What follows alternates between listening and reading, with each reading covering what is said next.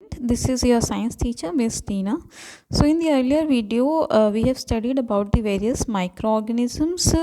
The disease causing microorganism and the diseases caused by those microorganisms, and what are the preventive measures that we can take to prevent the spread of the disease through this microorganism.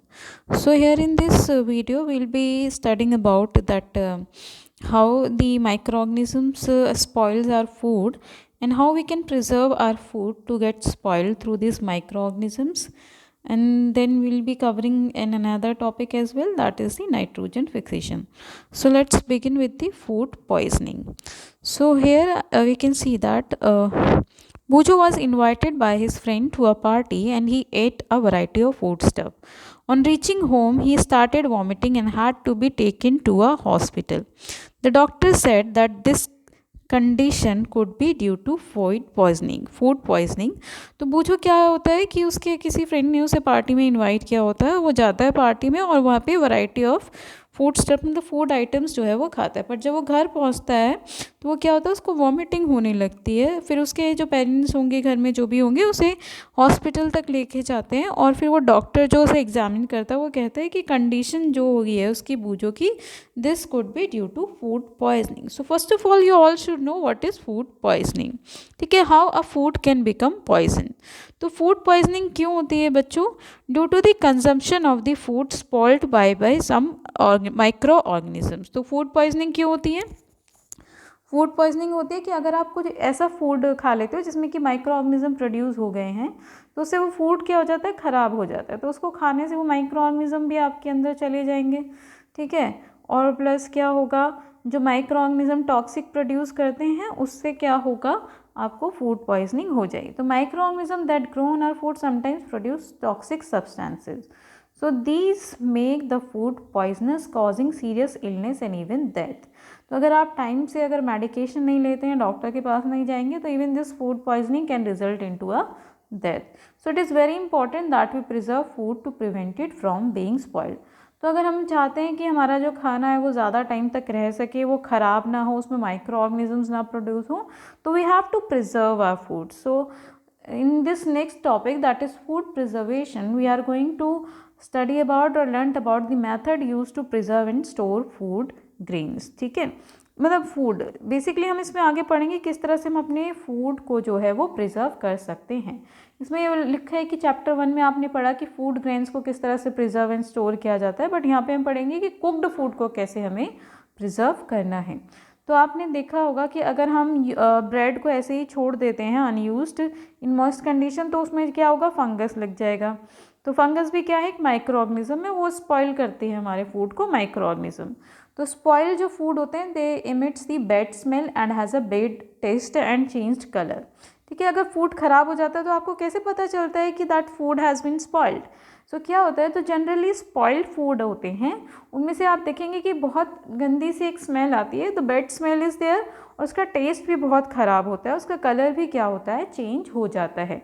तो इन्होंने पूछा है कि spoiling of food a chemical reaction. Yes, it is a chemical reaction बच्चों। Paheli bought some mangoes, but she could not eat them for a few days.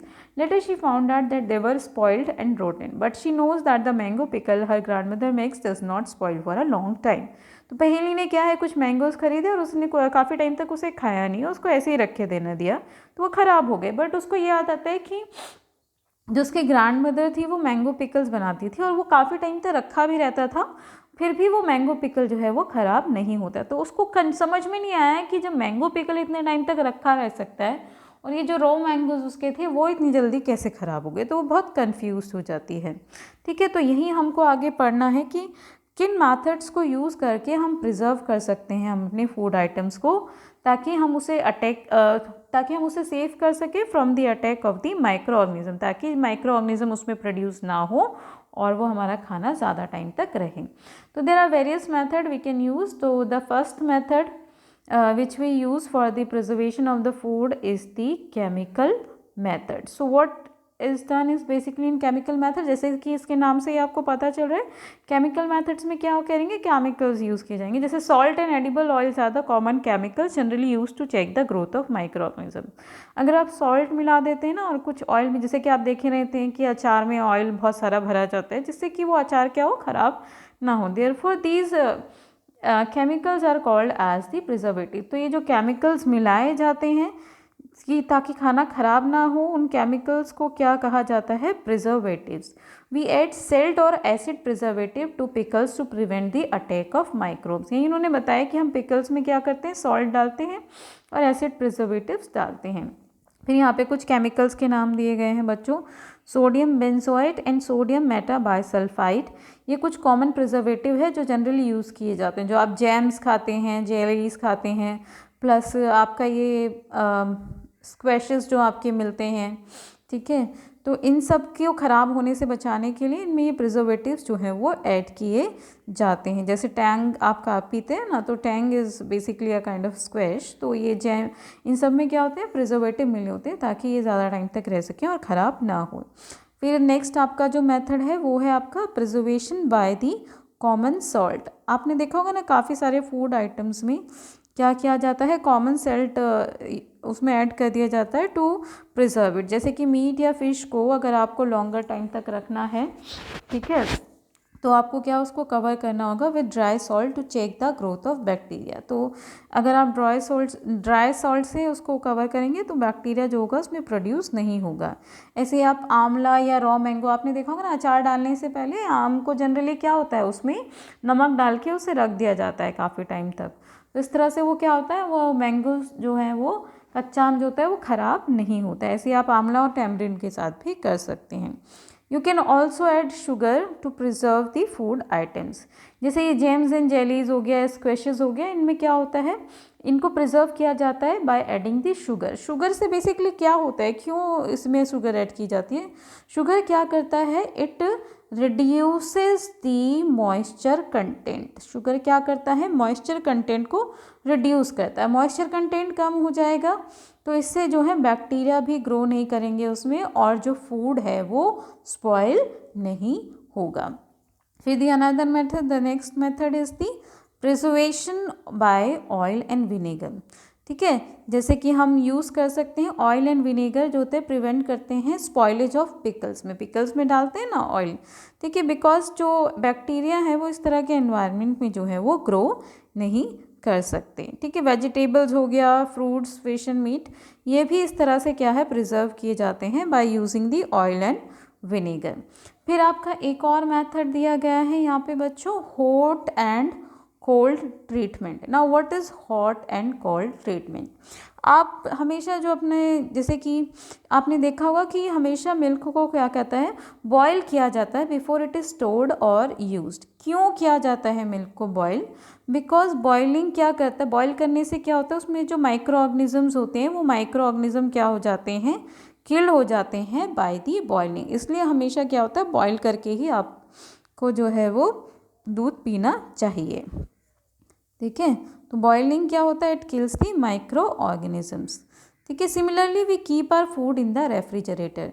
ऐसे ही अगर आप रेफ्रिजरेटर में फूड रखते हैं तो उससे क्या होता है, रेफ्रिजरेटर में क्या होता है, टेम्परेचर लो होता है और लो टेम्परेचर की वजह से क्या होता है, माइक्रो ऑर्गेनिज्म की ग्रोथ जो होती है वो क्या हो जाती है, इनहिबिट हो जाती है। मतलब वहाँ पे माइक्रो ऑर्गेनिज्म जो है लो टेम्परेचर में ग्रो नहीं कर पाते।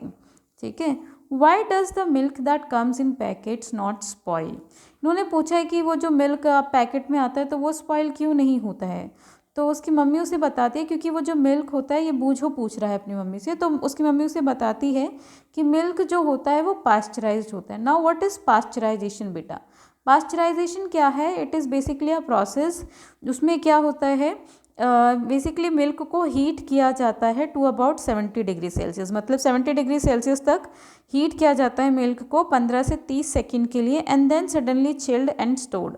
फिर उसको क्या होता है, एकदम से उसे ठंडा किया जाता है। मतलब ये नहीं कि उसको पहले रखा जाएगा फिर 10-15 मिनट वो ठंडा होने के लिए होगा, नहीं, उसी वक्त उसे सडनली ही अचानक ही उसको चिल्ड किया जाता है, ठंडा किया जाता है और उसे ऐसे ही स्टोर किया जाता है। तो इससे क्या होता है कि जो ग्रोथ होती है माइक्रो ऑर्गेनिज्म की उस दूध में नहीं होती। और ये जो प्रोसेस था वो एक साइंटिस्ट ने डिस्कवर किया था, and the name of the scientist was Louis Pasteur. The name of the scientist was Louis Pasteur, and this process is called as pasteurization. और जो पास्चराइज्ड मिल्क होता है बच्चों, उसको आप विदाउट बॉइलिंग भी कंज्यूम कर सकते हैं, क्योंकि उसमें क्या होता है, कोई भी हार्मफुल माइक्रोब्स नहीं हो सकते हैं। ठीक है, ऐसे ही आप स्टोरेज, जैसे कि आप देख सकते हैं कि स्टोरेज